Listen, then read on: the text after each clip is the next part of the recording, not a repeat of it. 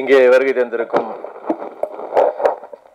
பத்திரிகை அன்பர்கள், அதாவது எல்லா ஃபார்மேட்லையும் main stream media, digital media எல்லாருக்கும் வணக்கம்.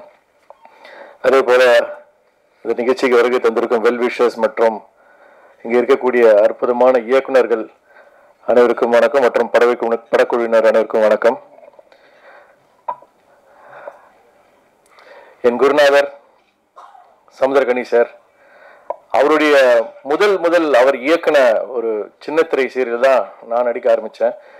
ஸோ அப்போலேருந்து நான் அவரை பார்த்துட்டு இருக்கேன். ஸோ ஒரு வெற்றி இயக்குனராக சின்னத்திரையில் இருந்தார்.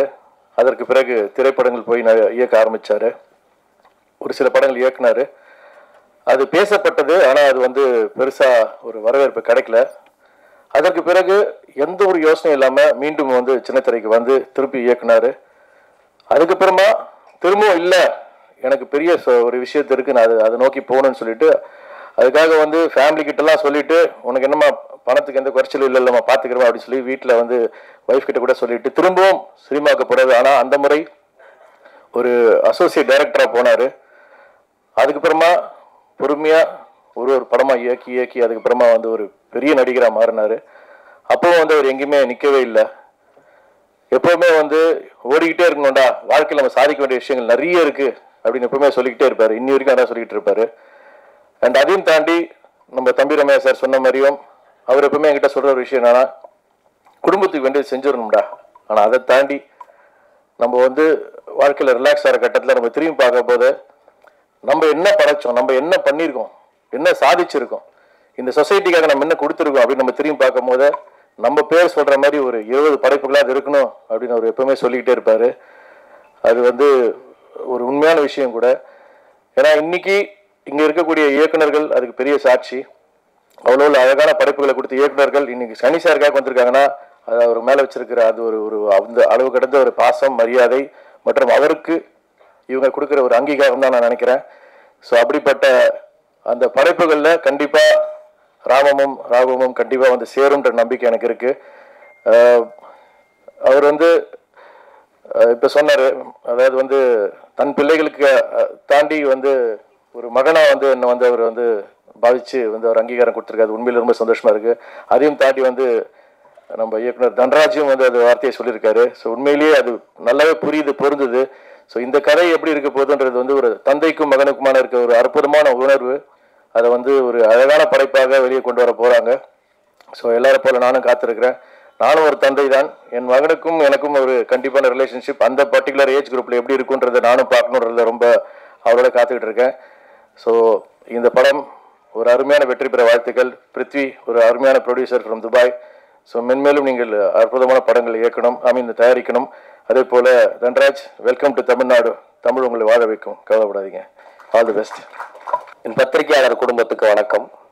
உங்களோட சேர்ந்து கொஞ்சம் வருஷத்துக்கு முன்னாடி தலைக்கூத்தல் படத்துக்காக அங்கிருந்து கனிவனன் நேர்காணல் செஞ்சிருக்கேன், அண்ணனை நேர்காணல் செஞ்சிருக்கேன். இன்னைக்கு இந்த இடத்துல இருக்கிறது கொஞ்சம் பதட்டமா இருக்கு. ஏன்னா எதுக்கு நீங்க உட்கார்ந்துருக்கீங்கிறத பரபரப்பா ஓடிட்டு இருக்கிற இந்த மானுட சமூகத்தை கொஞ்சம் கையை பிடிச்சி நிறுத்தி பொது உடைமையையும் பொதுவாக நம்ம அலட்சியப்படுத்துற நம்மளோட உடைமைகளா இருக்கிற அப்பா அம்மா மனைவி மாதிரியான உறவுகளோட உணர்வையும் கொஞ்சம் சத்தமா சொல்லி செல்லமா ஒரு அரைஞ்சு மனுஷனா வாழ்றதுக்கான வழியை போட்டு கொடுக்கிற எளிய மனிதர், தமிழ் சொல்லும் அறம் சுரக்கிற சமுத்திரகனி அண்ணனுக்கு முதல்ல பெரிய வணக்கம்.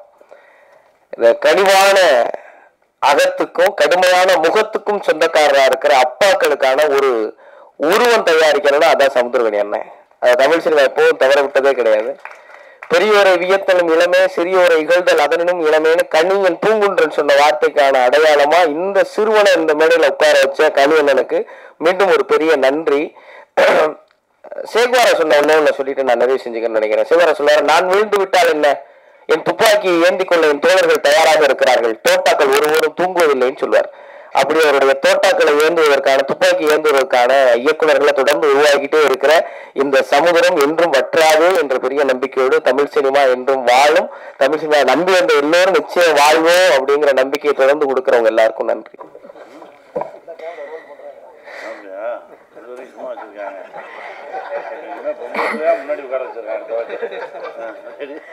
எல்லாருக்கும் নমস্কারম।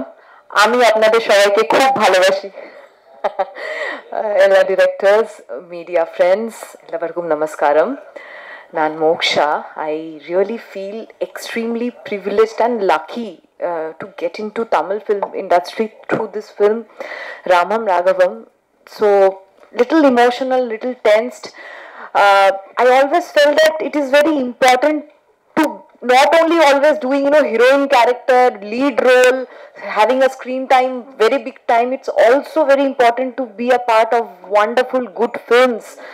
So that too in Samudra Gani sir's film. Thank you so much, producer sir, Prithvi sir, Dhanraj Garu, for trusting me, and with the hope of working with Samudra Gani sir in his any upcoming film.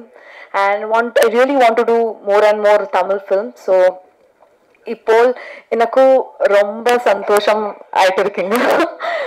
நம்ம படம் 24th February release பண்றீங்க. Sorry 21st release பண்றீங்க. Please தியேட்டர்ஸ்க்கு வந்து watch and do support us and love you all. Tamil audience, thank you so much.